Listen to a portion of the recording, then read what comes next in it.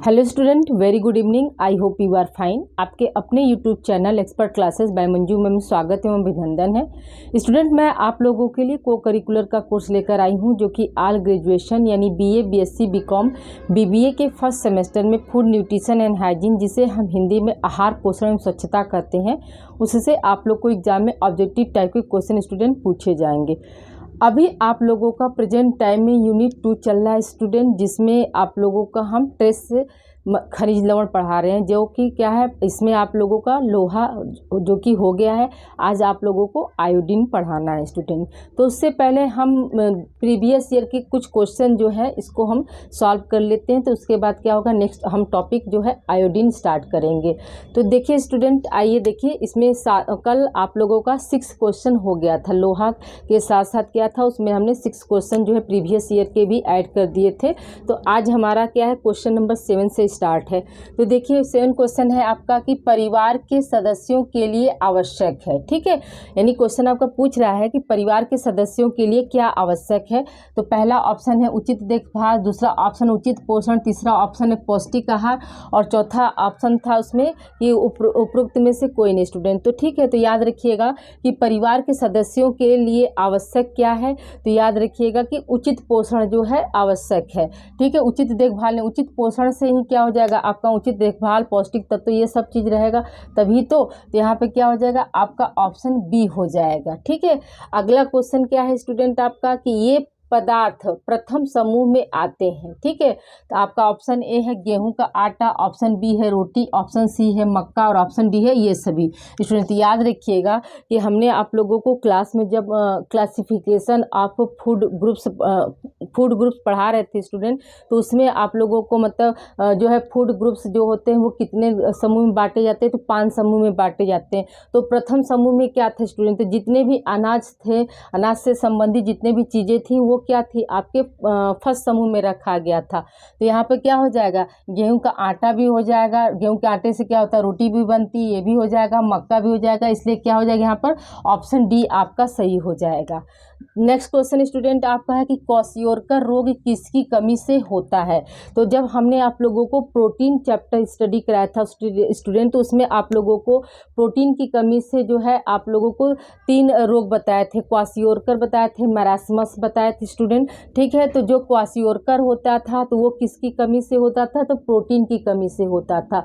और जो आपका मैरास्मस होता था तो उसमें क्या था, प्रोटीन के साथ साथ क्या था, कैलोरी की भी कमी हो जाती थी, तो उसे हम क्या बोलते थे, मैरास्मस बोलते थे स्टूडेंट। ठीक है, तो क्वाशियोरकर जो है रोग किसकी कमी से होता है। तो यहाँ पर क्या हो जाएगा आपका ऑप्शन ए दिया प्रोटीन, ऑप्शन बी है कैलोरी, ऑप्शन सी है ऊर्जा, और ऑप्शन डी है ये सभी स्टूडेंट। यहाँ पे क्या हो जाएगा, जो क्वाशियोरकर है वो किसकी कमी से होगा, आपका प्रोटीन की कमी से होगा। अगर यहीं पे क्या होता है मैरास्मस हो जाता है स्टूडेंट, याद रखिएगा कि जो मैरास्मस है वो क्या है, प्रोटीन के साथ साथ क्या है, कैलोरी की भी कमी होती है, तब क्या होता है मैरास्मस रोग होता है। ठीक है, अगला क्वेश्चन स्टूडेंट आपका है कि प्रोटीन के कार्य है। देखिए स्टूडेंट, कार्य जो भी सारे एलिमेंट्स हो या पोषक तत्व हो, सबके फंक्शन आप हमेशा याद रखिएगा, क्योंकि फंक्शन से जो है अधिक क्वेश्चन आपके पूछे जाते हैं। तो देखिए क्या है, प्रोटीन के कार्य हैं। तो पहला ऑप्शन दिया है शरीर का निर्माण करना, दूसरा ऑप्शन है शरीर की टूट फूट की मरम्मत करना, तीसरा ऑप्शन है शल्य चिकित्सा में उपयोगी, और चौथा ऑप्शन है ये सभी स्टूडेंट। तो याद रखिएगा कि प्रोटीन के कार्य क्या है, प्रोटीन का कार्य जो है शरीर का निर्माण करना, यानी प्रोटीन को क्या है बॉडी बिल्डिंग एलिमेंट्स हम लोग कहते हैं। ठीक है, फिर क्या है शरीर की टूट फूट की मरम्मत, क्या है मतलब क्या हुआ कि जितने भी जो सेल्स होते हैं वो क्या है बराबर डिवीजन करके टूट फूट होती रहती है बॉडी के अंदर, तो उसकी मरम्मत के लिए भी क्या होता है आपका प्रोटीन जो है सहायक होता है या उसका कार्य होता है। फिर क्या शल्य चिकित्सा यानी ऑपरेशन के बाद भी क्या होता है, प्रोटीन जो होता है हमें ज़रूरत होती है उसकी, मतलब उचित मात्रा में उसकी जो है ज़रूरत होती है। तो इसलिए यहाँ पे क्या हो जाएगा आपका ऑप्शन डी यहाँ पे सही हो जाएगा स्टूडेंट। ठीक है, यहाँ क्या होगा आपका ऑप्शन डी सही हो जाएगा। अगला क्वेश्चन स्टूडेंट आपका है कि लैक्टोज किस में पाया जाता है। तो याद रखिएगा आपका ऑप्शन ए है शक्कर है, ऑप्शन बी दूध, ऑप्शन सी है फल और ऑप्शन डी है सब्जियों में। तो याद रखिएगा कि जो लैक्टोज होता है तो वो किस में पाया जाता है, तो दूध में पाया जाता है। लैक्टोज क्या होता है, दूध में पाया जाता है। लैक्टोज का दूसरा नाम क्या होता है, तो इसे हम दुग्ध की शर्करा भी कहते हैं। लैक्टोज को अदर नेम किस नेम से हम जानते हैं, तो दुग्ध की शर्करा भी किसको कहते हैं, लैक्टोज कहते हैं। आपको क्वेश्चन आ सकता है कि दुग्ध की शर्करा कहते हैं, तो आपको उसमें रहेगा माल्टोज, ए ऑप्शन हो जाएगा माल्टोज, बी ऑप्शन हो जाएगा फ्रुक्टोज, सी ऑप्शन हो जाएगा लैक्टोज और डी ऑप्शन हो जाएगा आपका ग्लूकोज। तो हम क्या बताएंगे कि जो लैक्टोज है उसको क्या कहते हैं, दुग्ध की शर्करा बोलते हैं। फिर अगला क्वेश्चन स्टूडेंट आपका है कि माल्टोज क्या है। ऑप्शन ए है जटिल कार्बोहाइड्रेट पदार्थ, ऑप्शन बी है दूध की शर्करा, ऑप्शन सी है अंकुरित अनाजों की अंकुरित अनाजों का शक्कर और ऑप्शन डी है गन्ने का शक्कर। तो स्टूडेंट हमने आपको जब क्लास में जब कार्बोहाइड्रेट का क्लासिफिकेशन स्टडी कराए थे तो उसमें हमने बताया था कि जो माल्टोज होता है वो क्या होता है, यह जो है अंकुरित अनाजों में पाया जाता है, ठीक है। या इसको हम क्या कह सकते हैं, अंकुरित अनाजों की शर्करा कहते हैं। यहाँ पे क्या हो जाएगा, आपका ऑप्शन सी आपका सही हो जाएगा। गन्ने का शक्कर किसको कहते हैं हम स्टूडेंट, तो फ्रक्टोज को कहते हैं। किसको कहते हैं, फ्रक्टोज को हम क्या कहते हैं, गन्ने का शर्करा बोलते हैं, ठीक है। अब देखिए अगला क्वेश्चन स्टूडेंट आपका है कि 1 ग्राम वसा कितने कैलोरी ऊर्जा देती है। तो ये आपको जब वसा चैप्टर हम स्टडी करा रहे थे स्टूडेंट, उसमें हमने आपको बताया था कि 1 ग्राम जो है आपका वसा से कितनी कैलोरी ऊर्जा मिलती है, तो 9 कैलोरी ऊर्जा मिलती है। 1 ग्राम वसा से कितनी कैलोरी ऊर्जा मिलती है, 9 कैलोरी ऊर्जा मिलती है, यानी ऑप्शन सी सही होगा। 1 ग्राम प्रोटीन और 1 ग्राम कार्बोहाइड्रेट से कितनी कैलोरी ऊर्जा मिलती है स्टूडेंट, याद रखिएगा कि 4 या कहीं कहीं क्या होगा 4.2 दिया होगा, ठीक है। तो याद रखिएगा कि आपका ऑप्शन में अगर 4 नहीं दिया है तो 4.2 यानी 4.2 दिया है तो आपका क्या हो जाएगा 4.2, आपका वहाँ पे आंसर सही हो जाएगा, ठीक है। तो 1 ग्राम वसा से कितनी कैलोरी ऊर्जा मिलती है, तो 9 कैलोरी ऊर्जा मिलती है। और 1 ग्राम कार्बोहाइड्रेट से कितनी कैलोरी ऊर्जा मिलती है स्टूडेंट, तो हम क्या बताएंगे कि वो क्या है 4.2 या फिर 4 ग्राम जो है ऊर्जा मिलती है। प्रोटीन और कार्बोहाइड्रेट से ऊर्जा जो होती है वो सेम मिलती है स्टूडेंट, ठीक है। अगला क्वेश्चन स्टूडेंट है आपका वसा कैसा पदार्थ है, ठीक है। आपका ऑप्शन ए है सूखा हुआ, ऑप्शन बी है चिकनाई युक्त, ऑप्शन सी है आपका नमकीन और ऑप्शन डी है मिश्रित। तो याद रखिएगा कि जो वसा है वो कैसा है, तो चिकनाई युक्त जो है पदार्थ है, यानी ऑप्शन बी आपका यहाँ पे सही होगा स्टूडेंट, ठीक है। ये क्या है, आप लोगों का प्रीवियस ईयर का पेपर है स्टूडेंट। अभी आप लोगों को हम और क्वेश्चन जो रिमेन है उसको हम कंटिन्यू कर रहे हैं, इसे आप लोग राइट डाउन कीजिए।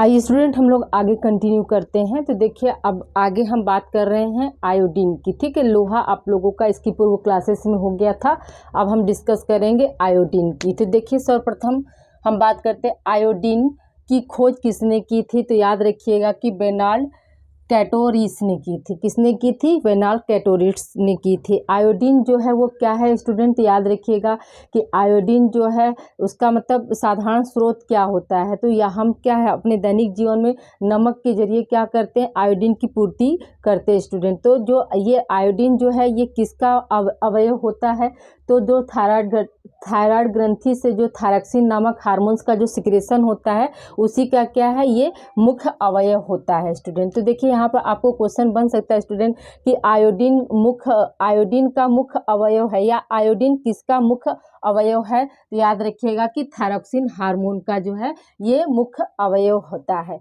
फिर क्या है, अगला पॉइंट है स्टूडेंट थायरॉक्सिन हार्मोन है। तो थायरॉक्सिन हार्मोन कैसा हार्मोन होता है, तो याद रखिएगा कि यह आयोडीन युक्त प्रोटीन होता है। ये क्या होता है स्टूडेंट, थायरॉक्सिन हार्मोन क्या है, आयोडीन युक्त प्रोटीन होता है।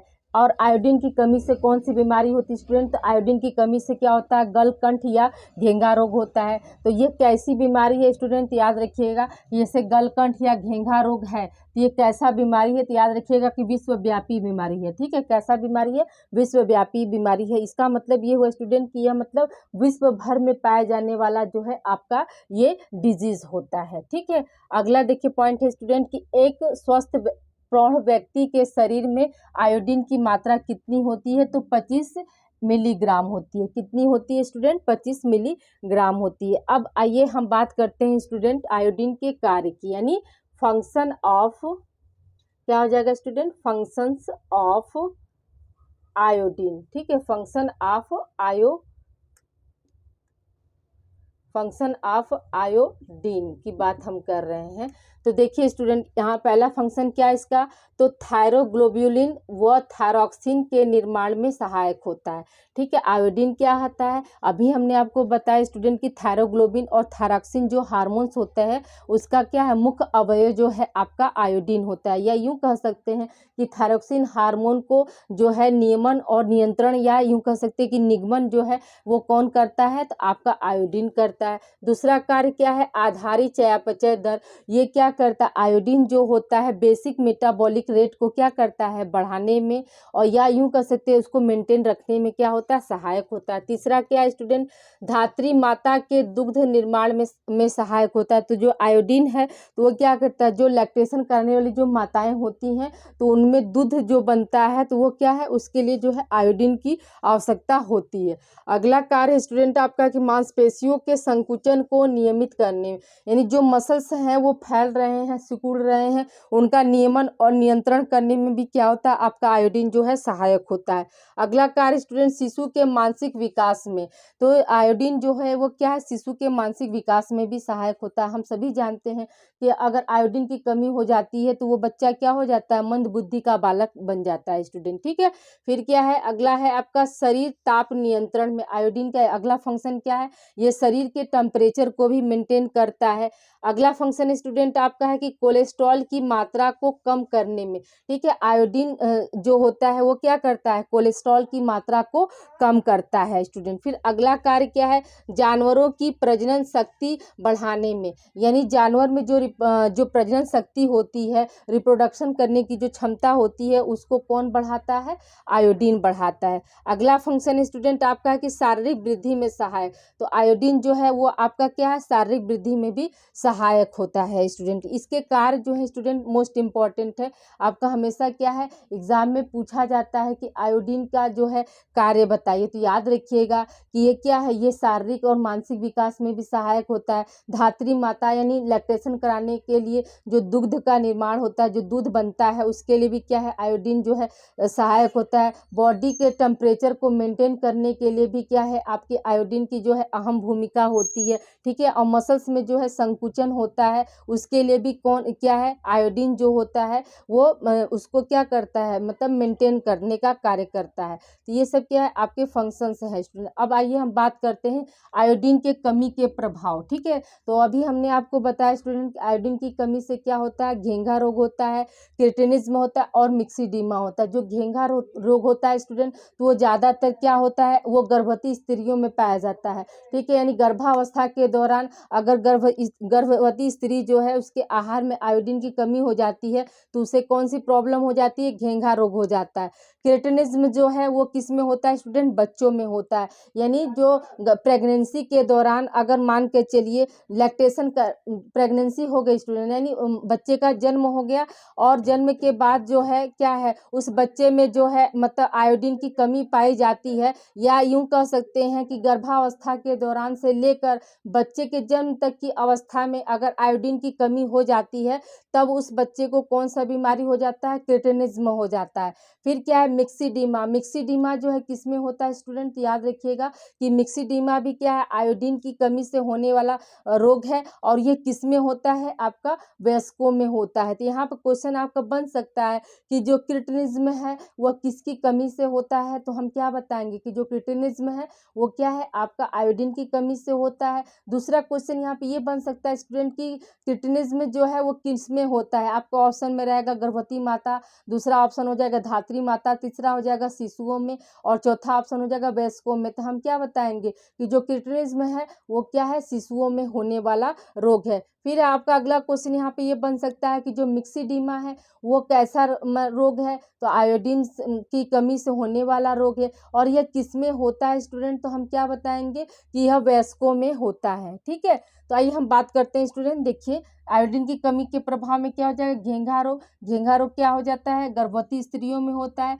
दूसरा क्या है, क्रेटिनिज्म। क्रेटिनिज्म क्या होता है, बच्चों में होता है। बच्चों में कौन से बच्चों में होगा, तो आपको याद रखिएगा कि गर्भावस्था से लेकर जन्म होने के बाद तक अगर उस बच्चे के आहार में जो है, यानी जो माताएं जन्म लेने के बाद क्या हो, बच्चा तो अपने से कुछ खाएगा नहीं, दूध के जरिए जो है उनको क्या होता है, सारे पोषक तत्व तो मिलते हैं। तो उसमें क्या है, उसमें अगर आयोडीन की मात्रा कम हो जाएगी तब क्या होता है, बच्चों को क्रेटिनिज्म हो जाती है। और तीसरा क्या है आपका मिक्सिडीमा। मिक्सिडीमा जो है वो किस में होता है, वयस्कों में होता है। वयस्कों में किनको होगा, जिनके आहार में लंबे समय तक आयोडीन जो है नहीं दिया गया या नहीं शामिल किया गया, उनको क्या होता है, मिक्सिडीमा हो जाता है। अब आइए हम बात करते हैं आयोडीन का उत्सर्जन।